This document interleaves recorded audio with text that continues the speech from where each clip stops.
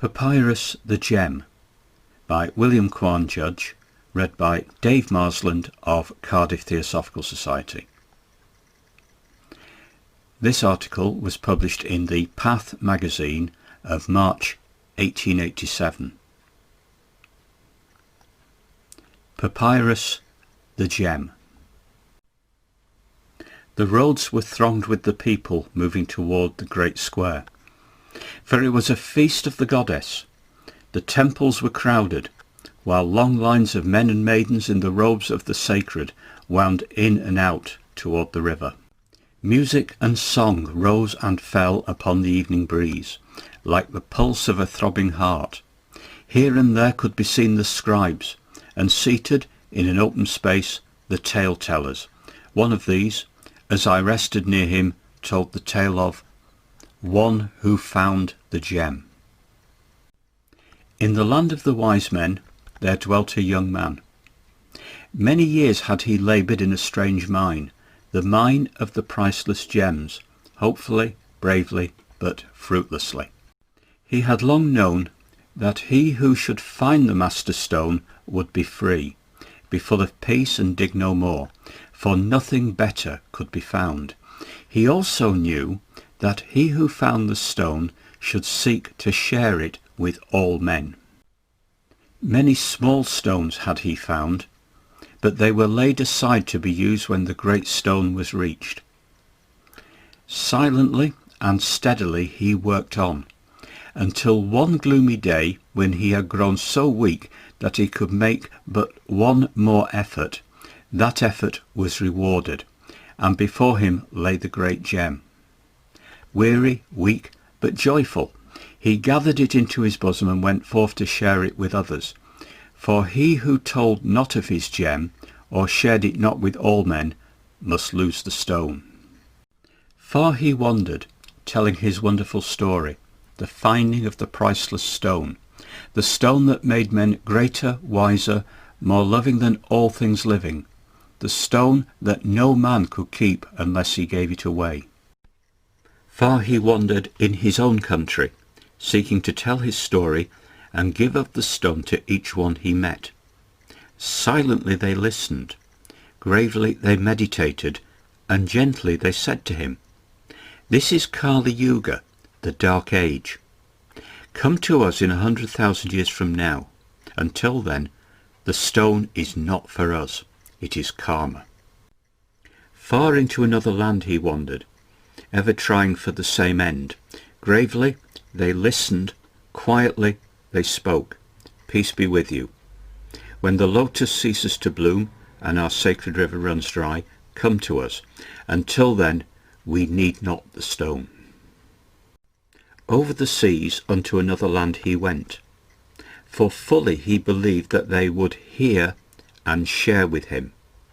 Many days of wandering and the long journey across the sea had made him thin and ragged. He had not thought of this, but as he told his story he was reminded of it and many other things, for here the people answered in many ways, and not always gently. Some listened, for his story was new to them, but the gem was uncut, and they wished it polished. Others paused and desired him to tell his story in their tents, for that would make them exalted and famous, but they wanted not the gem. As he did not belong to their tribe, it would bring discredit upon them to receive anything from him. One paused to listen and desired some of the stone, but he desired to use it to elevate his own position and assist him in overreaching his fellows in bartering and bargaining. The wanderer was unable to give any of the stone to such as this one. Another listened, but inasmuch as the wanderer refused to make the gem float in the air, he would have none of it. Another heard, but he already knew of a better stone, and he was sure he would find it, because he ate nothing but starlight and moonbeams. Another could not receive any of the stone or listen to the story, for the wanderer was poor and ragged. Unless he was dressed in purple and fine linen, and told his story in words of oil and honey, he could not be the possessor of the gem. Still another heard, but he knew it was not the gem. As the wanderer had been unsuccessful before, surely he could not have found the stone. Even had he found it, he could not have the proper judgment to divide it, so he wanted none of the stone. Near and far went the wanderer, still ever the same. Some wanted it, but the stone was too hard, or not bright enough. He was not of their people, or was ignorant. He was too ragged and worn to suit their ideas, so they wanted none of the stone. Saddened, aged, and heartsore, he wandered back to the land of the wise men.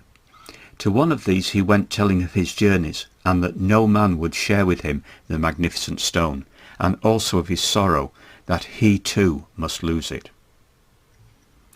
"Be not troubled, my son," said one wise man. "The stone is for you, nor can you lose it. He who makes the effort to help his fellow man is the rightful owner and still possesses the entire stone, although he has shared it with all the world.